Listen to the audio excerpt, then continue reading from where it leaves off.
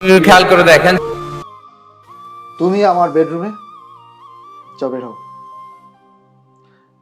ওই ড্রয়িং রুমে বিছানা করে প্রয়োজন ওইখানে রেস্ট নিতে পারো, যাও। কেন? এটা কি শুধু তোমার একার রুম? আমার রুম না? আমি এই ঘরে কেন থাকতে পারব না? শোনো, এই যে দেখলাম না এতদিন যা হইলো আমার সাথে, এ থেকে আমি অনেক বড় একটা শিক্ষা পাইছি। শিক্ষাটা হইলো জীবনে কাউরে কোনোদিন অন্ধবিশ্বাস করতে হয় না, বিশ্বাস করে নিজের সর্বস্ব দিয়ে দিতে হয় না, তাহলে ফলাফল জিরো।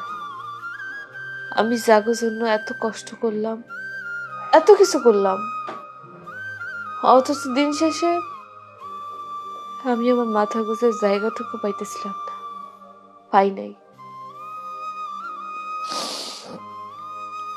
7টা দিন সময় দিছো তো, এই 7টা দিন আমার সাথে তোমরা কেউ খারাপ ব্যবহার করতে পারবে না। আমার বউয়ের মর্যাদা দিয়া এ বাড়িতে রাখতে হইব।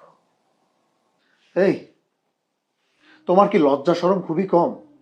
মানে লজ্জা শরম বলতে তোমার কোনো কিছু নেই?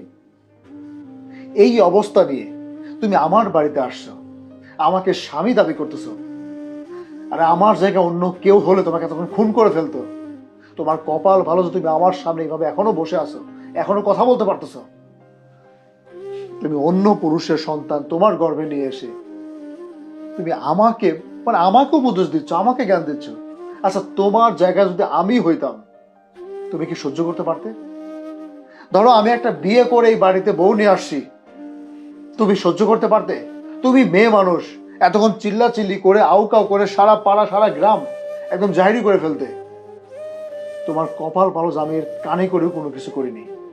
পার্থক্য এটাই, তুমি নারী, আমি পুরুষ।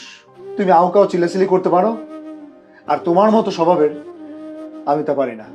7 দিন এই বাড়িতে আসো তো, 7 দিন পর তুমি এই বাড়ি ছেড়ে চলে গেলে অন্তত আমি একটু মুক্তি পাই।